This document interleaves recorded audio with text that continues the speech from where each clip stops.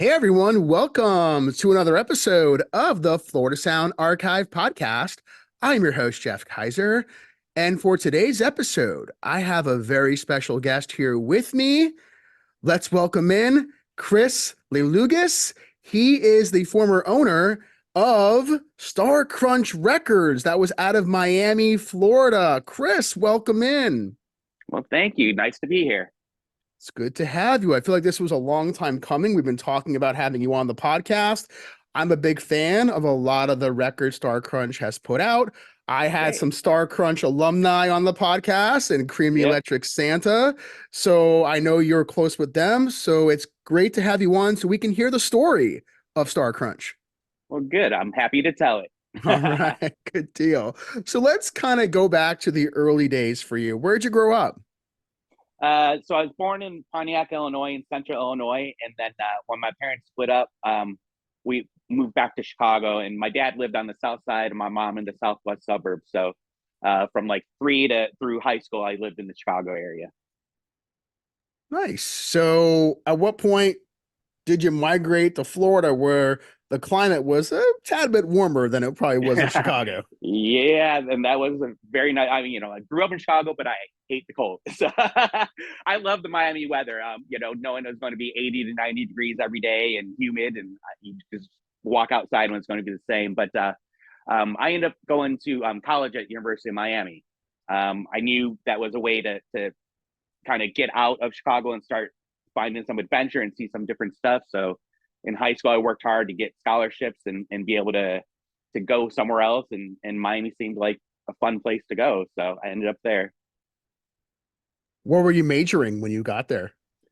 I was majoring in marine environmental systems. It was like a marine science, environmental science major.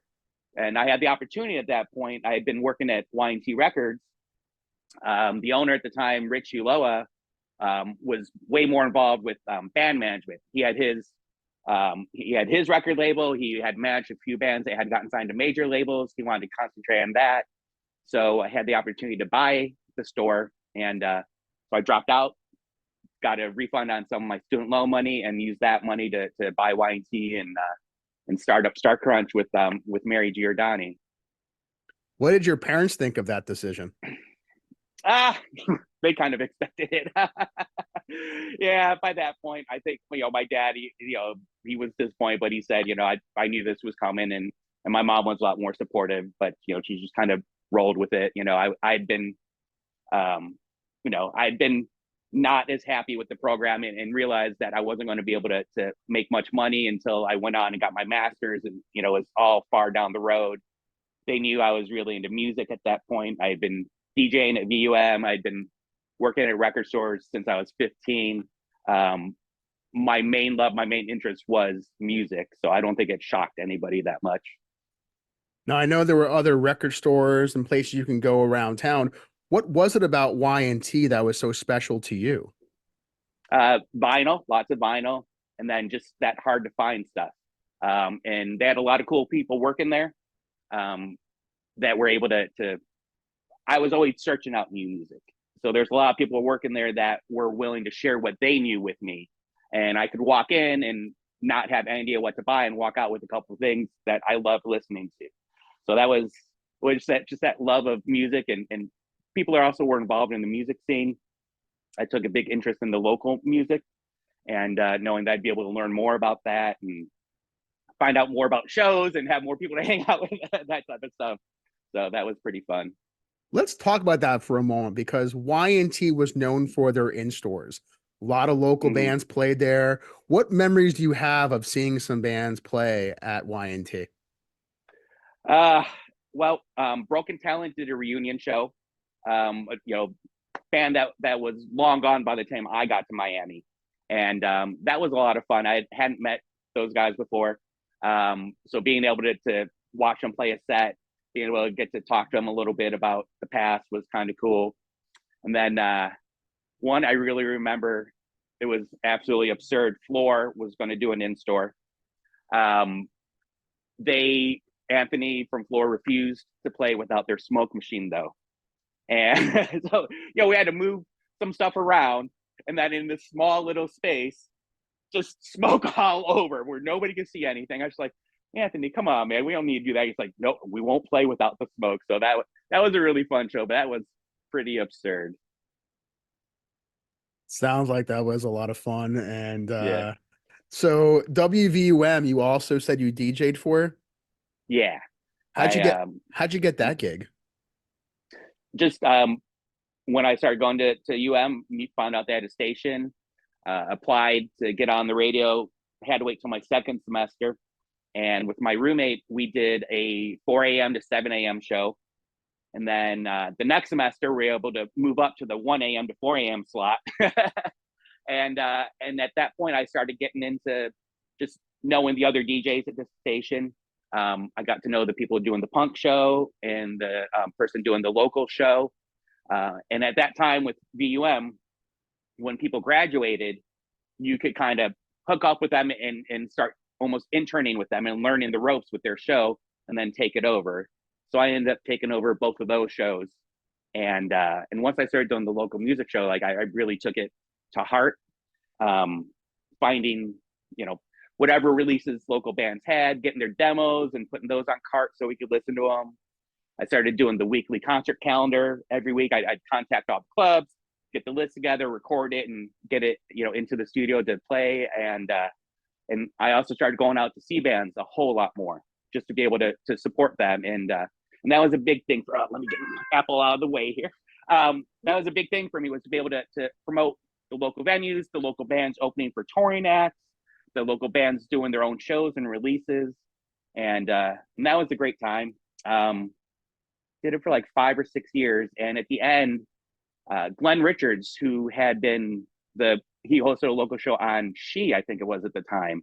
They changed formats, got rid of all their DJs, so he went back to school at UM, and we ended up doing the local show together for a couple years, and that was a great experience. Glenn was a cool dude.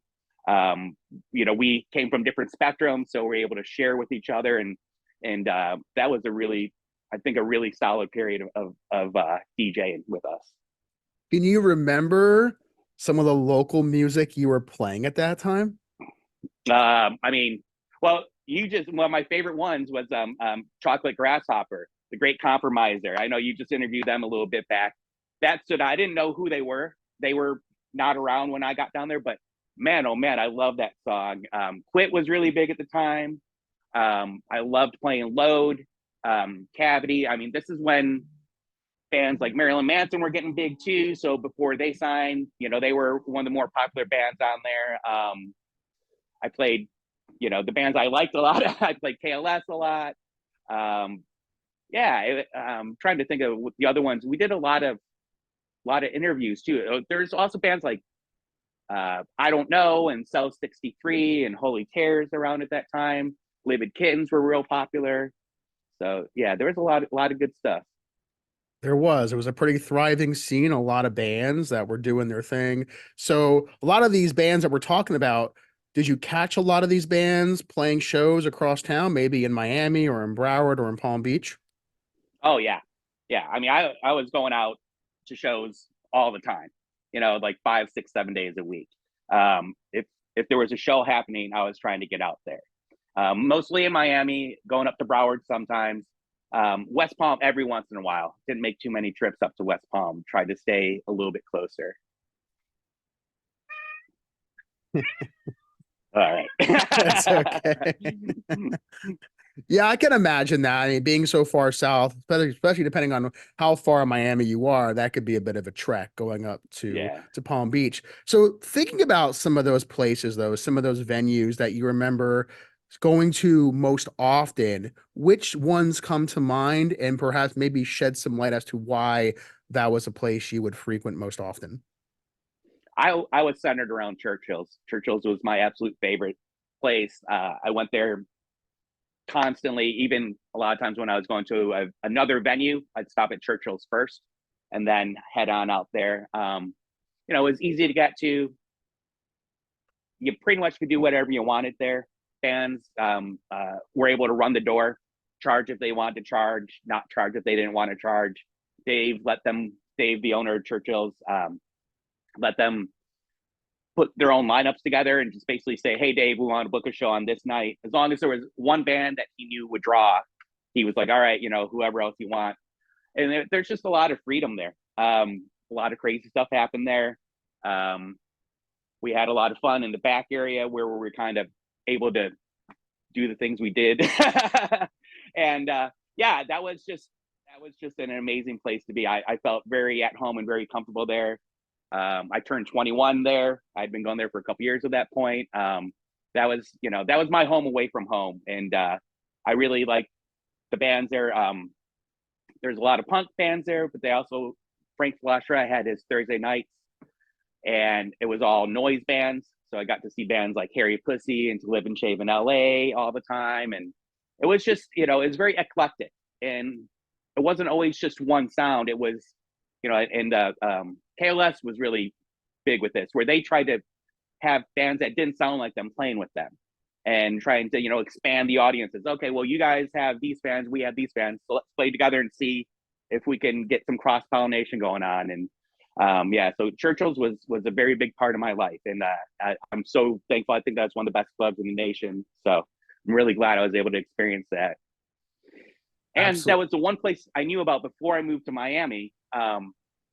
The summer before, Spin Magazine ran a national worst band in America poll, and they had bands submit, and they voted on who the worst band in America was, and they ended up choosing Frank Flesher's band Scraping Teeth. And so I remember reading the article about this band from Miami that was the worst band in America. And one of the things they mentioned in the article was that they weren't playing any shows right now because they had just played at Churchill's and all their equipment got stolen out of their car. So they didn't have any more equipment. So that kind of stuck. I'm like, I got to go to that place, see what that's like. Did you ever see them play? I didn't see Scraping Teeth, but I saw Frank's other bands a whole lot, Blunt Room, Swelters, and whatever other names he used. So, I mean, he would play every single Thursday, and I was there almost every single Thursday. So I got to see lots and lots and lots of him. But Scraping Teeth, never saw them, only heard them. They were on, I think they had a track on the first Churchill's Hideaway compilation CD. And that was it. They did, yeah. Yeah. So as you're going to a lot of these shows, and it sounds like you went to a lot of them, right? Plus you have the record store connection. At what point does it dawn on you that, hey, I want to start my own record label? It happened. I was hanging out with Mari. I actually didn't have a place to live. I was couch surfing, and she was living with her parents, and she let me stay at her house. She actually got me a key, and I could come and go as I wanted, and that was great. And one of the nights we were hanging out there, we went to shows a lot together. There was no shows going on that night, so we were just hanging out listening to records, and we just started talking about, like, man, I wish we could play this local band or that local band, or why don't they have records that we could, when there's not a show to listen to. She had just inherited some money from her grandparents. I had the money from my student loan reimbursement, and we were like, well, let's do this. We were both punk rockers. We were very into the DIY scene, the do-it-yourself scene, and we're like, well, instead of sitting around wishing somebody would do this, we're going to do this. And we decided that night, we each put in, I think it was $1,500, and we started a label. So, and after that point, it was just like, okay, who do we want to work with? And we started with the people that we knew, and it kind of, Starcrunch was very much a family-like thing, and that was great. And yeah, that was the whole point, was we wanted to listen to this music, so we're going to put it out. Was it important to have bands on the label that were actually from South Florida? Oh, 100%. Yeah. Yeah. We did 2 split 7-inches with bands from South Florida, with bands out of South Florida. And that was our thing, was like, we're only, the only way we'll work with bands not from South Florida is putting them on a record with somebody from South Florida. Why was that important for your mission with this label? Because like I said, nobody was doing it. And we said, other scenes had people doing that. Other scenes had, labels that were responsive to what was going on locally. And at that point, there was a lack of it in Miami and South Florida. And we said, this is going to be part of us. And we also wanted to be able to know them, to know that we were working with good people. And we wanted the bands to be able to play with each other.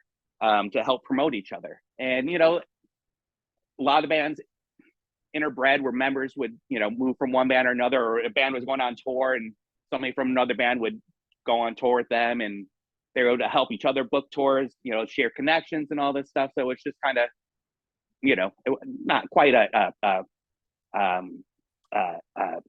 can't think of the word, but I mean, we all worked together. You know, it was this communal feeling with everybody in all the bands, and we wanted to all support each other. So, what do you remember about the origins of the name Starcrunch? that was all Mari. That was probably the only issue we ever really had, was coming up with a name. We hated each other's ideas, and then she came up with told me about Starcrunch.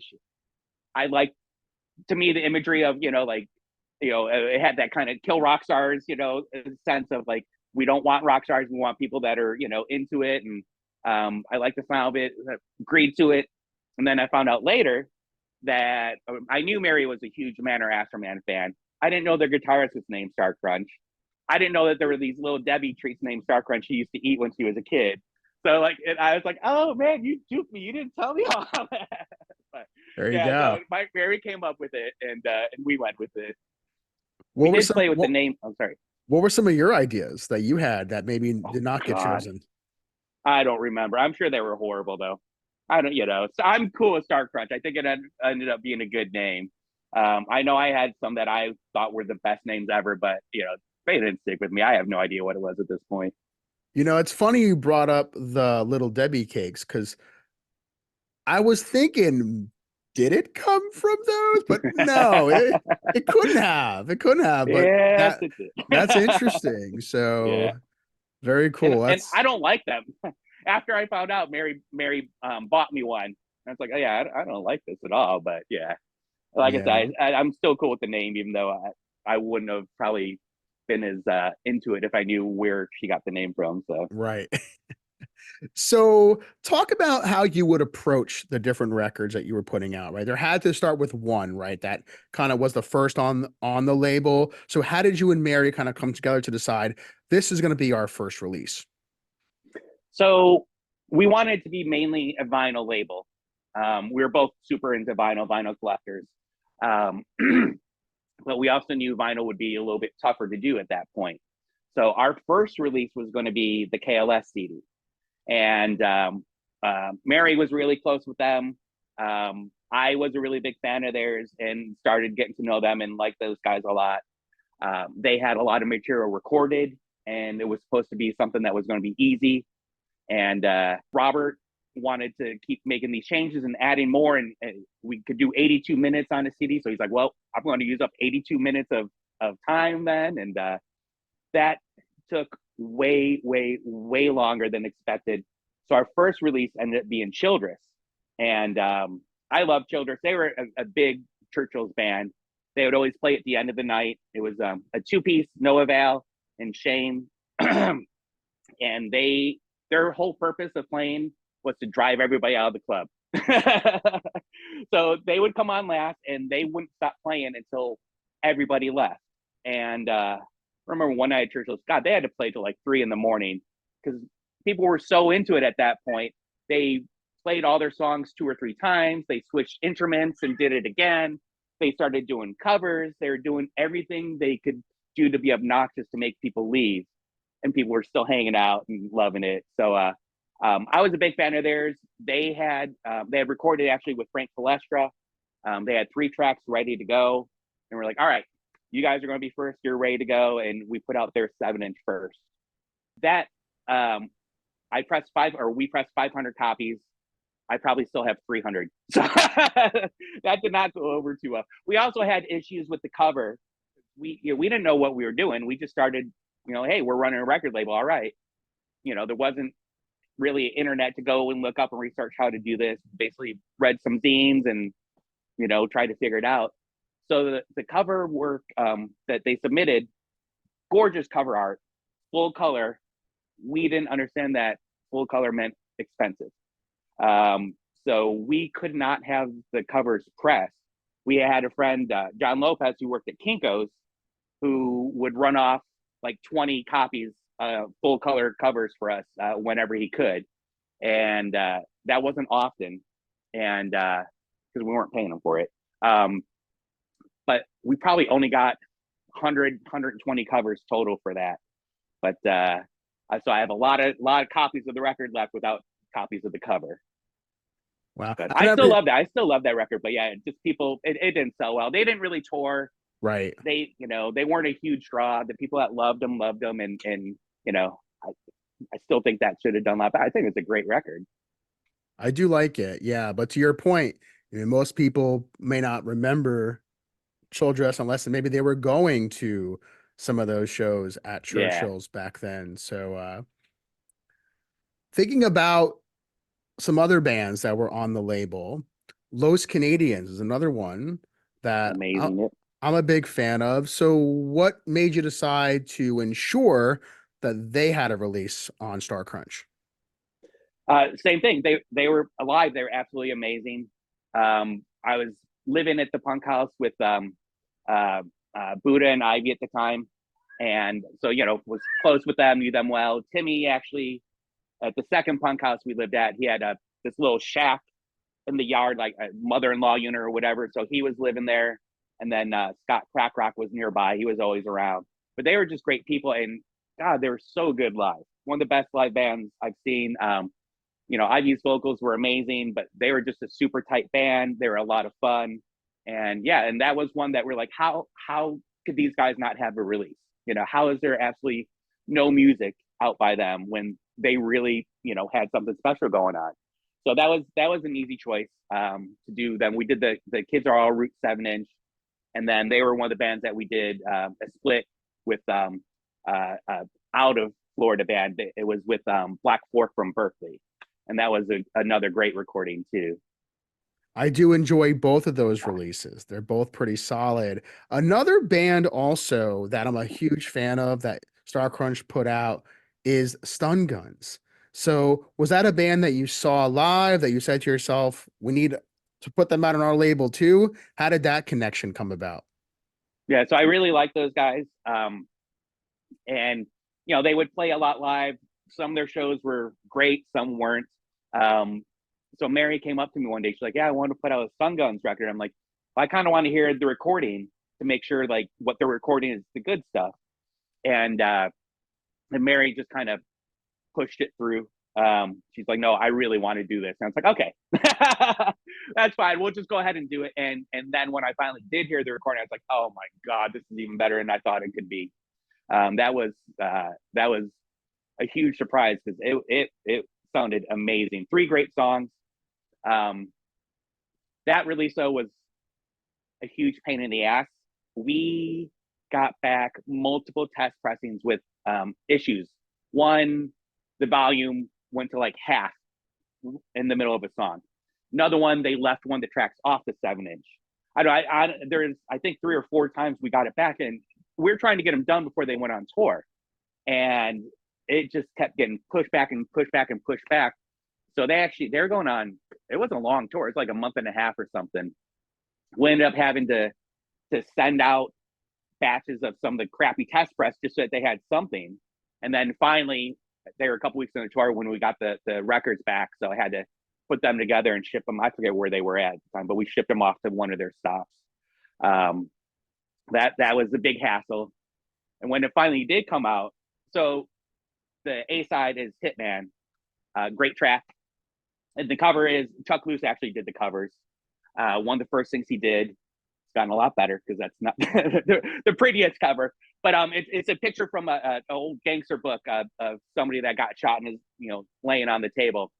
There was a band from Chicago, literally the same week this came out, called the Hitmen, who used the same image for their cover. And that was kind of crazy just to see like, how did 2 bands come out with the same cover, same kind of music, and the A side of our release was the exact name of the other band. So that drew some confusion too. But yeah, that was great. That was one that sold really well. I know that's been reissued a few times. The Los Canadian stuff has been reissued a few times, and Chuck Loose is putting out a Los Canadians discography this year. Yeah, so that was awesome. It's a long time coming for something like that to come out, and it needs to, and good to hear that's going to be happening. So, talking about Chuck Loose, he's been a guest on the podcast as well. I've been a great supporter and friend of the podcast. So, what are your earliest memories of meeting Chuck? And I imagine you're fans of a lot of the bands he's been in. I can't count them all on two Yeah. hands, but I imagine you're a fan of a lot of the bands he's played in over the years. Yeah. So Chickenhead was, I got around to Miami right at the end of Chickenhead. So I never got to see them. But I heard about them and I found their 7-inch. And I mean, it's a great punk rock 7-inch. That's one that's been reissued a bunch of times and it deserves it. And through that, that was put out on 4.5 Fingers Records that Amo ran. So I had written a letter to Amo and then got the other releases he put out. One was the Cavity 7-inch, and I forget what the other couples were. Oh, I think he put out the Straight Youth 7-inch, which was Andrew from KLS and Scott Right. from Los Canadians doing a straight edge parody. But yeah, Amo was really nice. Amo let me know, about some of the events going on around town, and was just a cool way to kind of get into the more punk rock scene in Miami when I was young. Chuck, God, probably met Chuck between Chickenhead and when he started up the Crumbs. And Chuck was he was a nice guy, big personality. Always wearing leather jackets in the 90-degree Miami heat. But yeah, he was the type hung out at Churchill's a lot and hung out with Ivy and Iggy, Erica a lot. So I got to meet him through them. And yeah, Chuck was very supportive and helpful. And like I said, he designed that cover. He was always helpful if you needed information about stuff. He got real into the art side of it and really wanted to push that through and help fans with that. So yeah, he was definitely prominent and definitely a nice guy. Another band that I'm a huge fan of and I've followed throughout their career is Cavity. And Cavity was a band that Starcrunch also put out. So, what are your memories of the connection and that relationship to where you were able to put out a record from Cavity? I was a huge Cavity fan, one of the best bands. I always tried to catch every show that they played, wherever they were going to go. They were one of the ones I would travel up to Lauderdale or West Palm to go see too. And really cool dudes. I got along super well with Dan. He was a close friend of mine. We had moments where we talked about stuff that weren't the moments you shared with everybody. So I really liked him. Mari had dated Renee, the lead singer, for years, and they had broken up by that point, but they still had a tight, close connection, and she was a huge Cavity fan. So they had put out their first LP.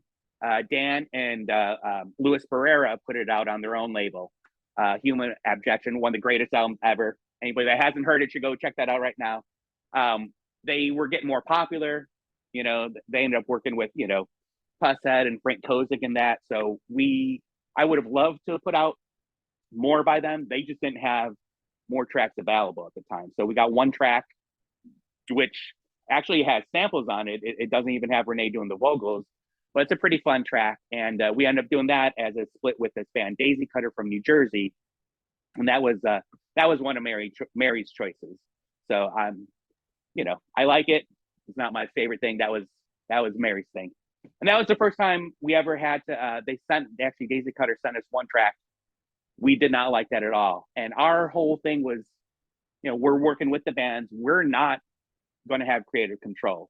We're going to put out what the bands give us because it's their vision that we're putting out. But we actually had to talk to Daisy Cutter and ask them for a second track. And that was the only time we ever were, that way with the band where we said no about something. Everything else, artwork, whatever liner notes, whatever labels they wanted, whatever they want to do, we were like, yes, we'll do that because this is what you want and we want you to have that personality. So Do you remember why the track was rejected? it was a lot mellower than we thought, and it just wasn't as exciting, especially compared to the Cavity side, which is pretty noisy and chaotic and feedback heavy. And that was the thing when we talked to Daisy Cutter, and we actually sent them the Cavity track, and they're like, okay, we can pair up with that, and they sent us a track that was a lot noisier and also had sampled vocals over it too. And thinking about the times you may have seen a band like Cavity, are there any specific shows that stand out in your memory that you just you can't forget? It really had a huge impact on you. Absolutely, there was one that they played on South Beach. It was at like a some art gallery. I don't even remember the name of it. It may not have been around that long, but it was like a long, narrow gallery. And you walked in the front door. There was a keg there and kids kind of milling around it. And then the stage was further back. And Cavity, they always had these huge cabinets of speakers. Even for a small place, Cavity was going to be very, very loud. And at that point, Renee had been taking on personas of different animals for every show. And on this one, he was, I don't know what the hell he was, a bird or something, but he ended up climbing up one of the stacks and like perching on it and swaying back and forth during a couple of the songs. And it was just like, that whole thing's going to fall down on everybody at some point. But it was so intense. And just, he really grabbed your attention. And that was kind of cool because the rest of the band was tight and very energetic in the music they were playing, but they kind of just stood around while Renee took your attention away. And yeah, it was one of those shows that it just kind of took you to a different spot. It was like this wave of noise and art and just overwhelming you. And yeah, it was that was pretty amazing. I love that show. I talk about that every chance I can because I'm like, that was one of the greatest shows I've ever seen. So I'm glad we had a chance to get into that. You mentioned the word intense because of what was happening at that show. When you think about some of the worst pits you've seen back when you were living down in South Florida, very involved in the scene, what were some of the worst pits you had seen when you were going to some of those shows? For me personally, the worst one was at a Fugazi show. And I don't know exactly what happened. And this was in Lauderdale where there was more skinheads, but this skinhead got pissed at me. So I didn't even recognize him. I had no idea what interaction happened, but he started following me through the pit, trying to punch me in the back of my head. And I just, I was, I don't know, 19 or something at the time. Dude was way bigger than me, definitely would have kicked my ass. He was this angry skinhead. I'm like, I don't want nothing to do with you, dude. But he kept coming after me until finally this other skinhead just clocked him right in his face and knocked him down. And I was like, oh, thank you. And like just kind of went off to the side of the pit at that point. So for me, that was the one that, really stood with me because after that, I was like, okay, be careful around the skinheads. Don't piss them off so they come after you. But like even at like Washington Square, there were some intense pits. I remember. Again, some of the skinheads would come out there with their, spikes out or their steel-toe boots out, and so yeah, also I had to kind of keep an eye out for those guys there. But Lauderdale was more the bad skinhead scene, way more than Dade County. But yeah, there, not a whole lot of horrible things. I was at a Sick of It All show, which I think was in when the Kitchen moved to Coconut Grove, and that was one where I kind of stayed out of the pit because there was a lot of punches being thrown at that one too, a lot of punches. So I can imagine. I've seen Sick of It All once, and that was the vibe. yeah, and it wasn't the same show. So another band that Starcrunch put out, which really, when you look at the members of the band, it's a Florida supergroup. I mean, we're talking a who's who of people. You already know where I'm going with this, but the Drug Czars. You have a really top-notch group of people involved in that band. So talk about the Drug Czars and why was it important to put out their music? I mean, yeah, you basically said it. It was a group of superstars. They were just absolutely amazing. I was real into the history of Florida music. So after I got there, learning about bands like, Roach Motel and Morbid Opera and The Eat, it was just like, holy shit, these guys are amazing.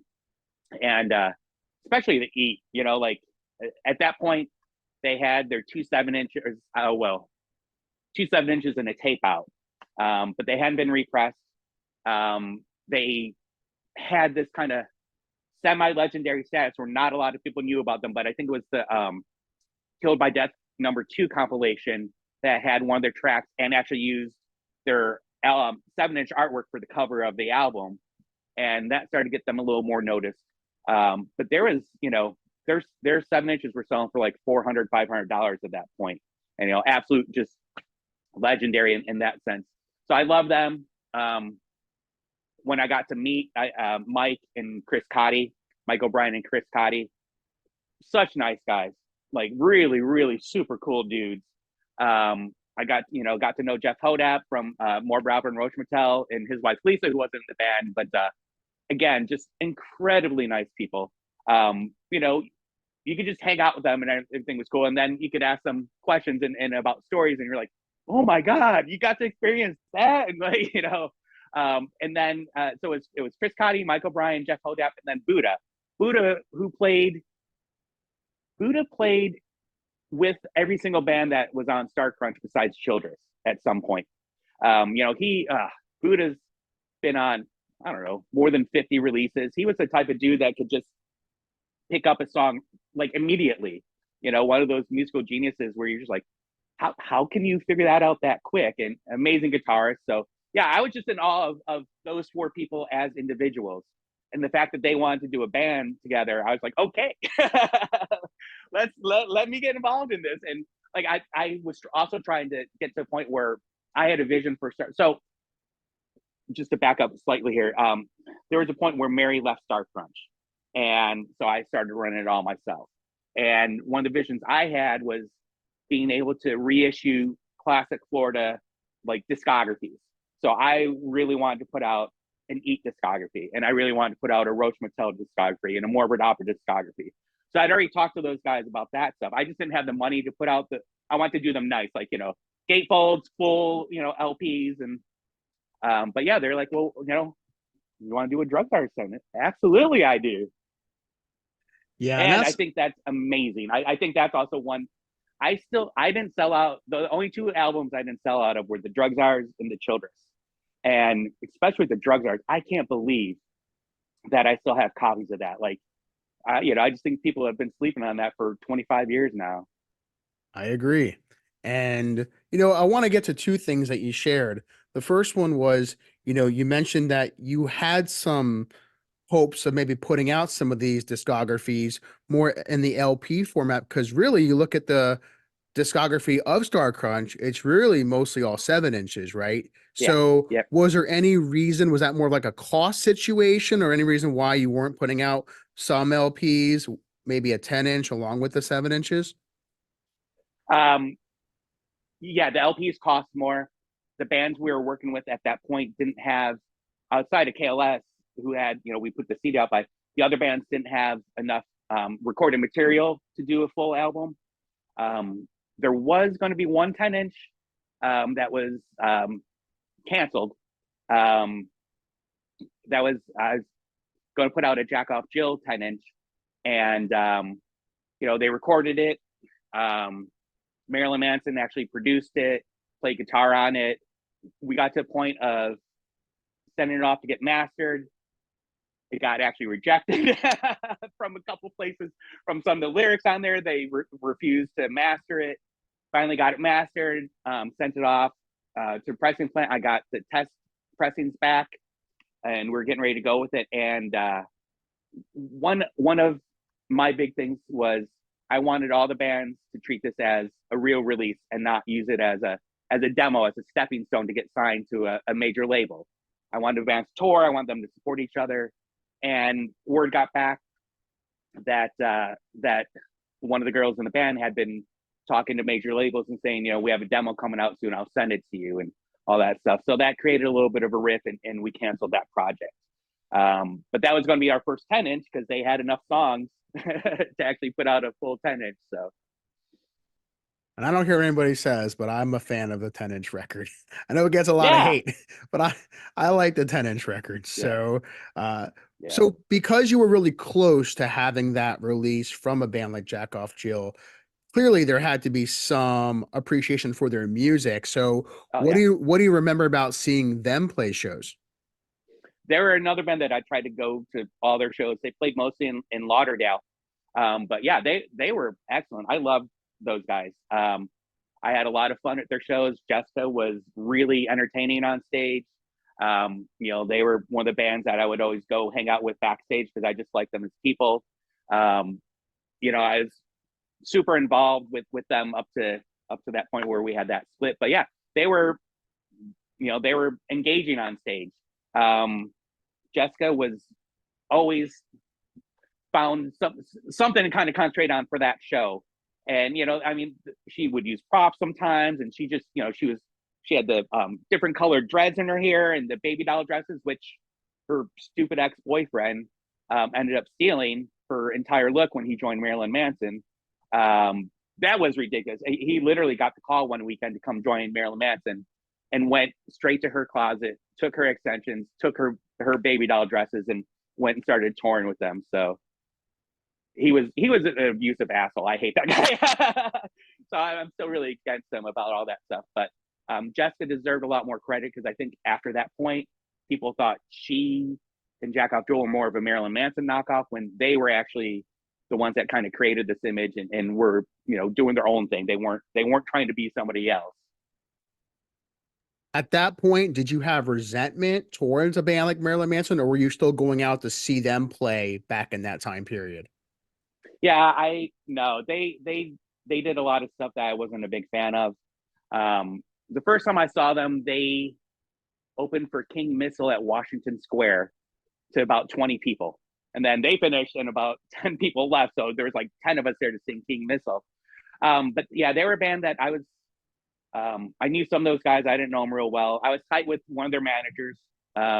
He would always bring me, when I was DJing at VUM at the time. So he was always bringing me like um, uh, uh, rough mixes of some of their tracks to play at VUM and keeping me up to date. But they did a lot of stuff that I wasn't a fan of. To some of the old members of the band, especially Brad, they didn't do him right.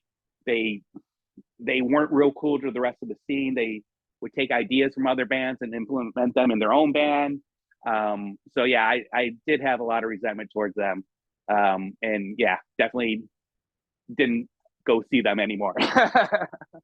Understood. So thinking about some of these bands that were still around right at this time, you mentioned the ones that the label did put out, but were there any bands that perhaps for whatever reason you were really trying to get out a 7-inch for them, but it just didn't work out? For whatever reason, it just didn't happen. Does any memories of that come to mind? Yeah, we were actually scheduled to put out a Crumb 7-inch at a point, and I really loved their demo. It was a little bit almost more surf rocky, their demo tape, but they were great guys, great musicians. They put out the 7-inch on Far Out Records that did really well. I think they were working on a second thing with Far Out Records, and we were going to get tracks to do a 7-inch, but then what was it? Recess Records wanted them, or Lookout, or somebody big wanted them, and they were real cool about it. They were upfront with us and just said like, "Hey, we can't do it. We don't have enough tracks for you guys. We've got this and we've got that coming up." And it's like, all right, that's cool. We understand. Good luck to you. And they did really well. So that was one band we wanted to work with that we couldn't. One band that I loved that I would have loved to put out stuff by was Load. But they had their own label. Bob Slade was their manager. He had a label for them. They put out 3 7-inches and an LP. So they had their own thing going, but yeah, they were amazing. I love them live. They had like a lot of the bands in Miami, they had some up and down shows, but that created like some of the best shows ever, even though you'd see them sometimes like, oh, that was crap. But and instead of just being the same every single show, you had this variance that made it kind of, and also made you not want to miss a show. It wasn't like, oh, I saw them last week, they'll be the same 2 months from now. It was like that next show might be one of the greatest shows ever if you don't go to it. So yeah, they're a band that I just still love to this day. Yeah, they were great. I agree. You also had mentioned too that when it came to the label, Mhm. there was a point where Mary was no longer with the label anymore. So can we go back to that for a moment and maybe perhaps unpack what may have happened with that and why she left the label? Yeah. So Mary, she was real involved at first, and then her interest started waning a little bit. And then we actually had a divide over Los Canadians. Um, everybody was young and poor and desperate, and we were doing tons of drugs, and things got tensions built up between people at times. And I don't remember why, but Mary got something against. I think it was just Ivy, but she had something where she didn't want to work with Los Canadians, and I was like, well, these guys are fucking awesome, like they're what we need to do. So Mary was like, okay, well, you do that one, and then Mary was going to have her pick of a later release. But then she just kept doing a little less and less. Like I was the one, taking care of everything, checking the PO box and sending everything out and dealing with the distros and the ads and all this stuff. And finally, we were still close. We were still really good friends. But finally, it was like okay, she didn't want to be part of the label anymore. So, and that was that. Like that, our split was just as easy as our coming together. We just said, okay, well, you're not, you won't have to do it anymore. That's fine. And she would still come out and see the band and all that. And yeah. And then shortly after that, it was a few months later where Mary was in a car accident, and uh, she ended up being. It was right before Thanksgiving. She was in a coma through Christmas, and it was the day she was supposed to get a liver transplant, and she passed away before the liver arrived. So that was that made a big impact on me. That, I still think about her. I think I was 22 or 23 at the time, and losing her was really rough. I can imagine. So did anything happen after she passed? Was there any kind of shows that came about of that? Anything to commemorate her contributions to the scene? Honestly, I don't think so. It was a rough time for everybody. That's when things started to kind of fall apart in our group, where like I said, everybody's doing a lot of drugs. There's too many people doing bad drugs at that point.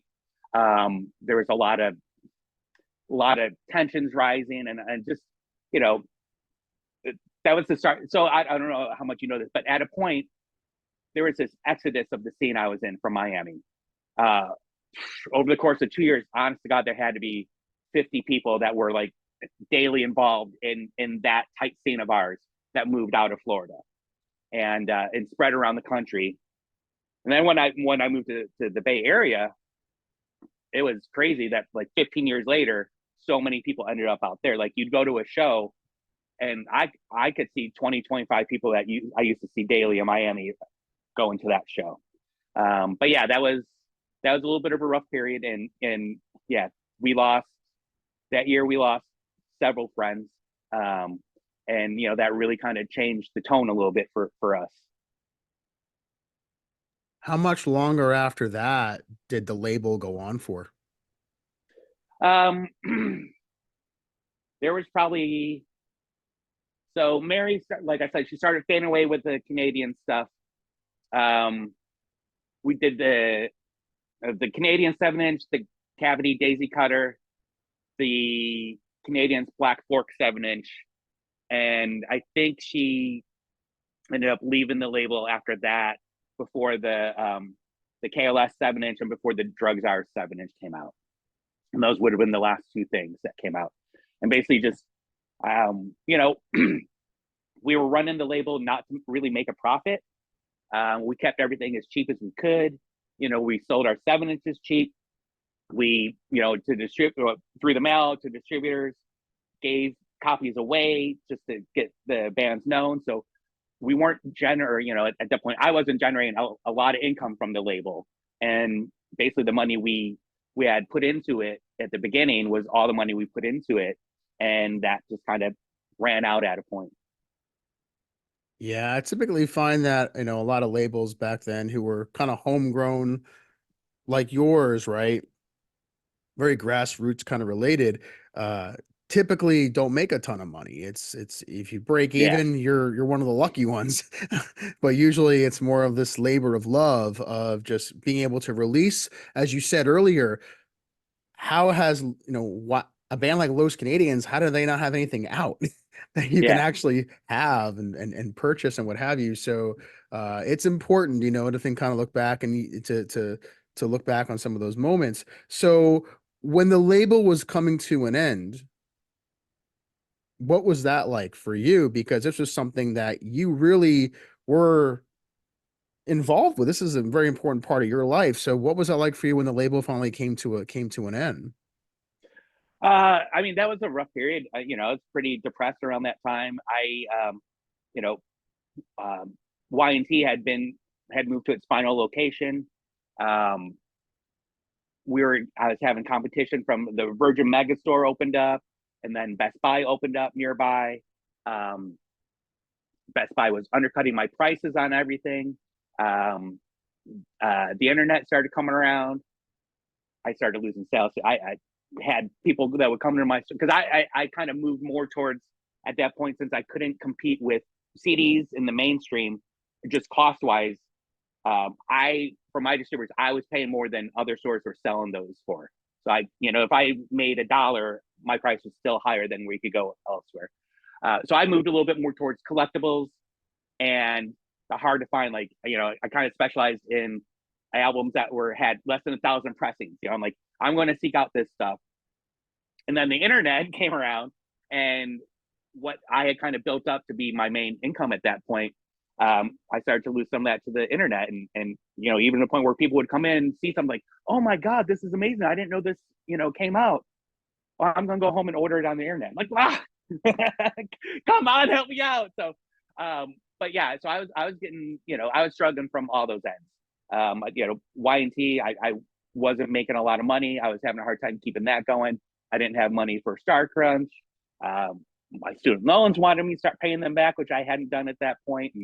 And like I said, the scene had kind of started to dwindle away.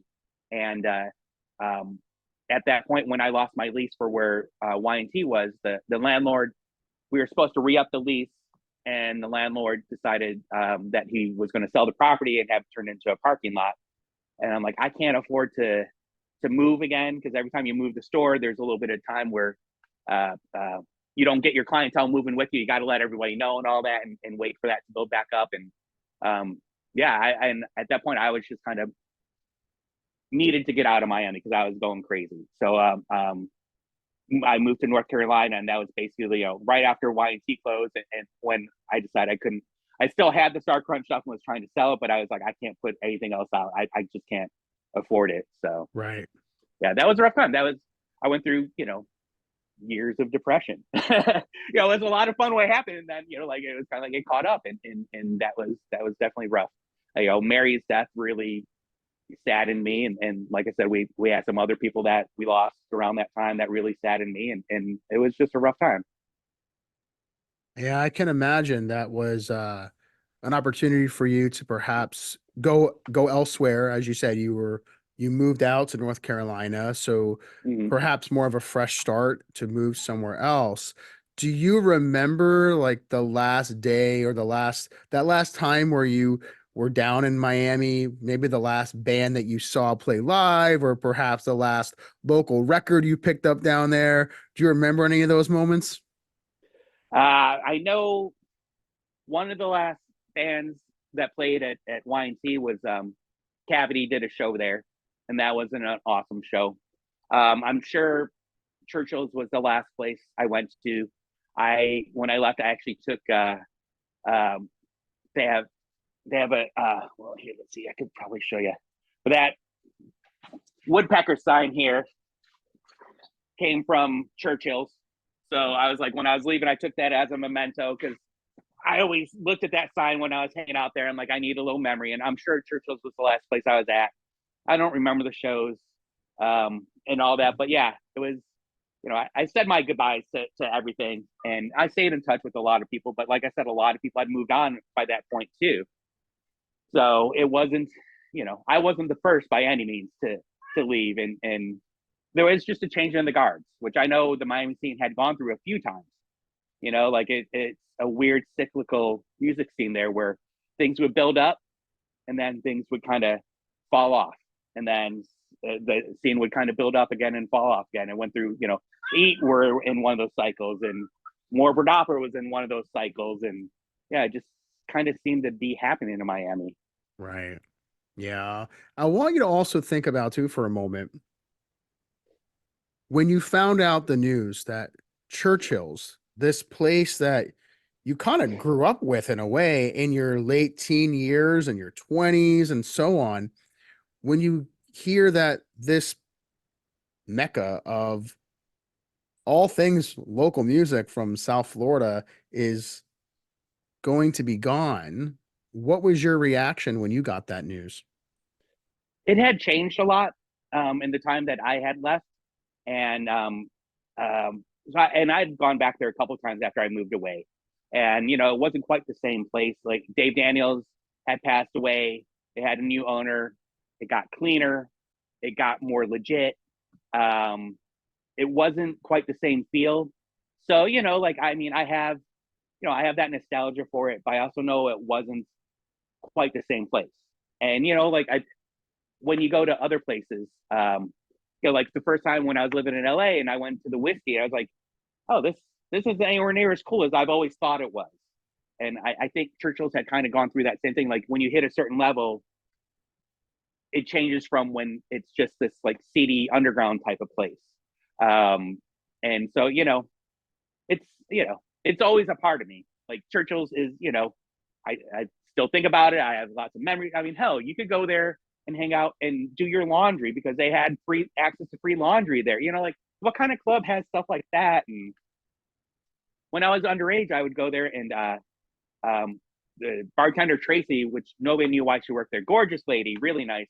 But she would let me bring in, I would buy this cheap beer from Walgreens called Light Brigade. She'd let me bring the case in, she'd put it in the cooler and would serve me cans of my Light Brigade during the night. And I'm like, I'm not even buying beer from you. You're handing me the beer that I brought in. And, like Churchill's was just, at that point when I was going, there's such a unique, different type of place where really anything went. And, once it wasn't that anymore, it wasn't quite the same. So I guess there was a partial loss of it at a point and then, the full loss. So, but yeah, they were a huge part of that scene, and Churchill's was a huge reason why that scene existed, because they allowed bands to go and work things out on stage, to play with each other. They were a gathering ground where people would just show up to sometimes, even if they didn't know the band. So, that was their memory will always, or their legacy will always, last. Definitely a legacy to last a lifetime for those that will keep that memory alive. And as many people had a chance to experience that, whether it be in the early days or, later on, maybe when it changed, there were people got to experience that in whichever way that they could. Yeah. So for yourself, what you're up to these days, are you still at all involved? Anything music wise? What are you up to? I haven't been doing anything music wise for a while. Once I moved out to Sacramento, I was DJing for a while on one of the local radio stations, a community radio station. I loved sharing music that way. After doing that for 5-6 years, though, I just kind of lost the spirit for that. And so I don't know. At some point, I'll probably get back into it. I've always kind of gone in and out of radio as I've moved around the country. Do it for a while, I stop for a while until I come up with something else I want to express, something else I want to share. So, but yeah, right now I'm not doing anything music related. When you got back into radio briefly up in Sacramento, did you at all have an opportunity to play something from your time in Miami that maybe your casual listener out that way would like, who the heck is this? Did you have any opportunities to do that? Always. I always incorporated, bands from South Florida. I didn't concentrate on it as much, but I wanted to share that, and I I didn't want to overwhelm people, but I would play something and I would, you know, tell a story about them, you know, something, you know, information about the band or about a time I saw them or, you know, what those members were doing now. And I always tried to use that, you know, even before Sacramento and other places, I always tried to use that as a platform to help keep the memories of the Florida scene alive.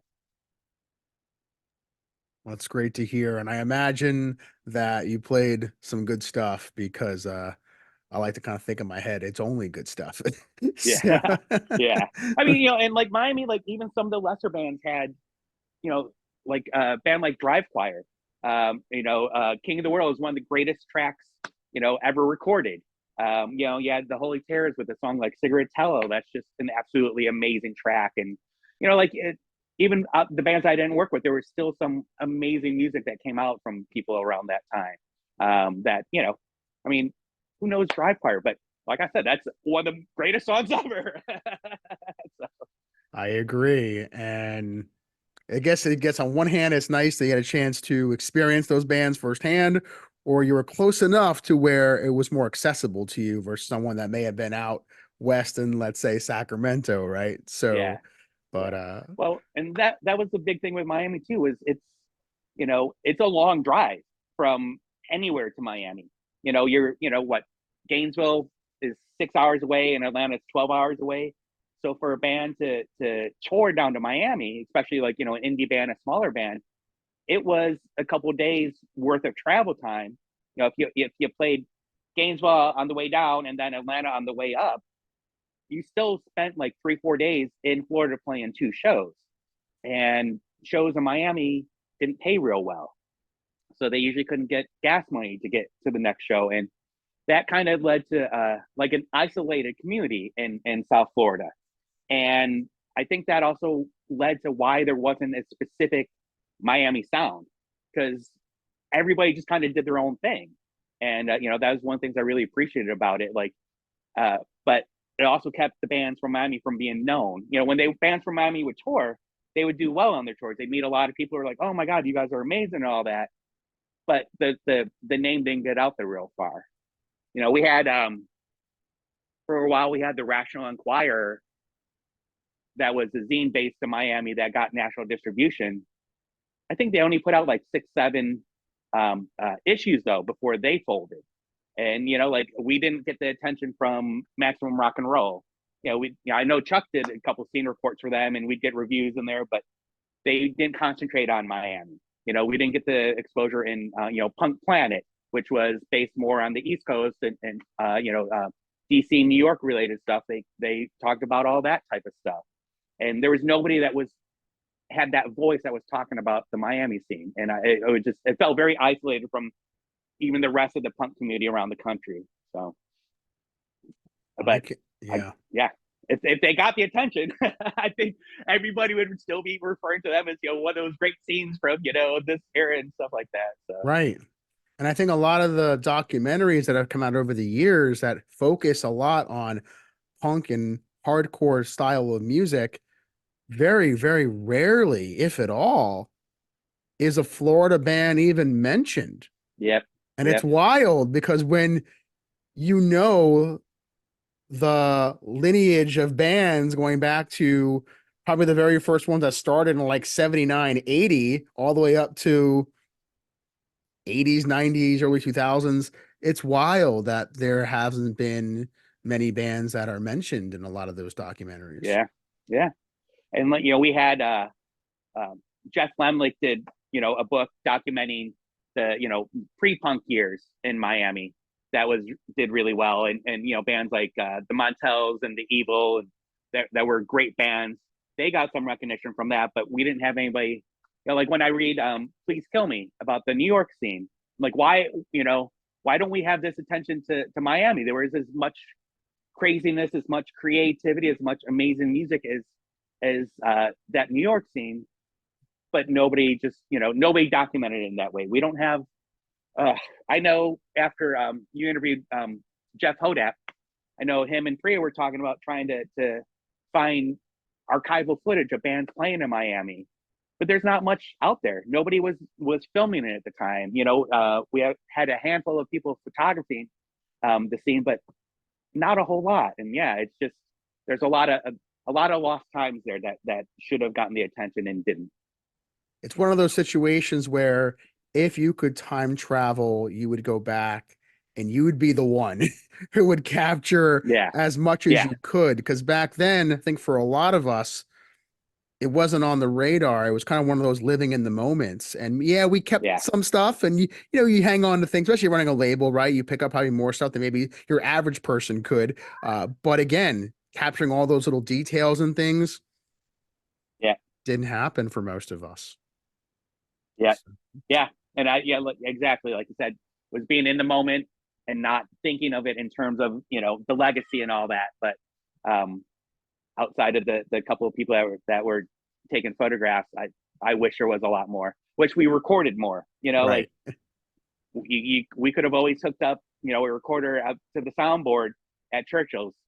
We didn't really do that. We didn't take video and stuff. We didn't have that foresight that this is something that we need to keep alive. So, oh well. Well, it's been And the great. memories fade as you get older. Right.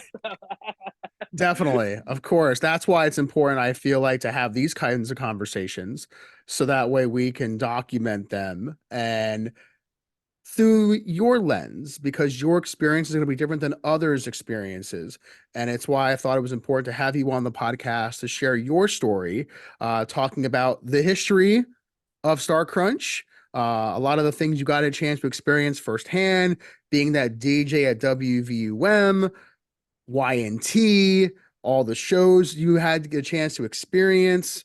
And I'm sure there's tons of stuff in between that we didn't even get to, but it's great to be able to capture what we did today. So thank you so much, Chris, I for appreciate it. coming on the podcast. And I'd love to go ahead and give you the last word. Anything you want to wrap things up with? I'm going to turn it over to you to take us home. I just want to thank all the people that got involved for giving their time and giving their energy and their effort to help in the scene. I remember some bands, or this band from Berkeley came down to visit us one time. They were staying with us, and they asked us, why does everybody have jobs?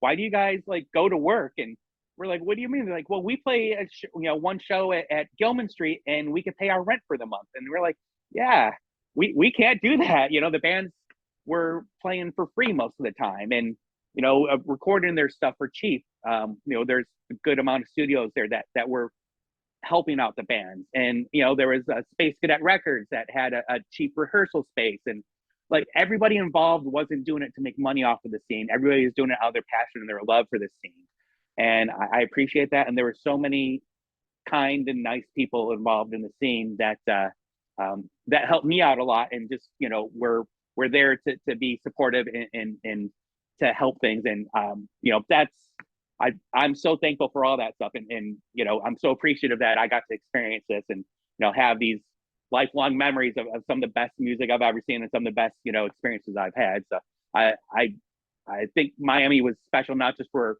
the creativity, but for the actual people that were involved in it too.